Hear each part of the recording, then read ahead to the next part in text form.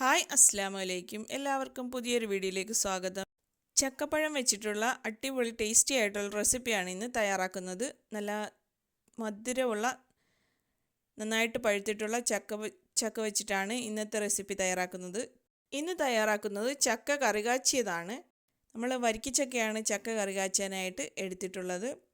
അപ്പോൾ വീഡിയോയിലേക്ക് പോകും മുമ്പ് എൻ്റെ വീഡിയോ ആദ്യമായി കാണുന്നവരാണെങ്കിൽ ഒന്ന് ലൈക്ക്, ഷെയർ, കമൻറ്റ്, സബ്സ്ക്രൈബ് ചെയ്യാൻ മറക്കരുത്. അപ്പോൾ നമുക്ക് വീഡിയോയിലേക്ക് പോകാം.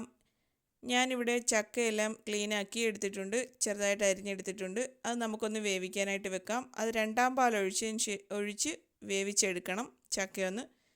ഇതിലേക്ക് ഒരു നുള്ളുപ്പും മധുരത്തിനാവശ്യത്തിന് പഞ്ചസാരയും കൂടി ചേർത്ത് കൊടുത്തിട്ട് നന്നായിട്ടൊന്ന് വേവിച്ചെടുക്കുക. ചക്ക നന്നായിട്ട് വെന്ത് വന്നു കഴിഞ്ഞാൽ ഇതിലേക്ക് നമുക്ക് 2 ടേബിൾ സ്പൂൺ അരിപ്പൊടി രണ്ടാം പാലിൽ കലക്കി അതിലേക്ക് ഒഴിച്ചു കൊടുക്കാം. കൈ എടുക്കാതെ ഇളക്കിക്കൊണ്ട് വേണം ഒഴിച്ചു കൊടുക്കാൻ, അല്ലെങ്കിൽ കട്ട പിടിക്കാൻ തുടങ്ങും. ലോ ഫ്ലെയിമിൽ വെച്ചിട്ട് വേണം ഇത് ഒഴിച്ചു കൊടുക്കാൻ. ഈ അരിപ്പൊടി ഒഴിച്ച് നന്നായിട്ടൊന്ന് കുറുക്കി വെന്ത് വന്നു കഴിഞ്ഞാൽ നമുക്കിതിലേക്ക് ഒന്നാം പാൽ ചേർത്ത് കൊടുക്കണം. ഒന്നാം പാലിലേക്ക് 1 ടീസ്പൂൺ ചെറിയ ജീരകം പൊടിച്ചതും ഏലക്ക പൊടിയും കൂടി ചേർത്ത് മിക്സ് ചെയ്തതിന് ശേഷം ഇതിലേക്ക് ഒഴിച്ചു കൊടുക്കാം. ഒഴിച്ചു കൊടുത്ത് ഒന്ന് മിക്സ് ചെയ്തതിന് ശേഷം നമുക്ക് ഫ്ലെയിം ഓഫ് ചെയ്യാവുന്നതാണ്. ചെറിയ ജീരകം ചേർത്ത് കൊടുത്തത് ഗ്യാസിൻ്റെ പ്രശ്നങ്ങളോ ഒന്നും ഉണ്ടാവാതിരിക്കാൻ വേണ്ടിയിട്ടാണ്.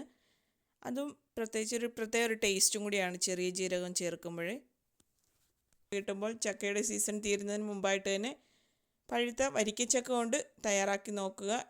ഈ ഒരു റെസിപ്പി നമ്മൾ തയ്യാറാക്കുന്നത് വരിക്കച്ചക്ക കൊണ്ടാണ്. കൂഴച്ചക്ക ഇതിനായിട്ട് ഉപയോഗിക്കാറില്ല ഈ ഒരു റെസിപ്പി തയ്യാറാക്കാനായിട്ട്.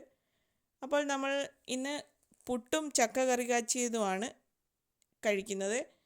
ചക്ക കറി കാച്ചിയതായിട്ട് മാത്രം കഴിക്കാം, അല്ലെങ്കിൽ പുട്ടിൻ്റെ കൂടെയും കഴിക്കാം. പുട്ടിൻ്റെ കൂടെ ആകുമ്പോൾ നല്ല ബെസ്റ്റ് കോമ്പിനേഷനും കൂടിയാണ്. ചക്ക കറി കാച്ചിയതും പുട്ടും കൂടി ചൂടോടെ കുഴച്ച് കഴിക്കാൻ നല്ല ടേസ്റ്റാണ്. നല്ല ബെസ്റ്റ് കോമ്പിനേഷനാണ് ചക്ക കറി കാച്ചിയതും പുട്ടും. നല്ല പഴുത്ത വരിക്ക ചക്ക കിട്ടിയാൽ ഇങ്ങനെയൊന്ന് തയ്യാറാക്കി നോക്കൂ, അടിപൊളി ടേസ്റ്റാണ്. അപ്പോൾ അടുത്ത നല്ലൊരു വീഡിയോയുമായി വരുന്നവരെ ഇൻഷാ അല്ലാ, അസ്സലാമു അലൈക്കും.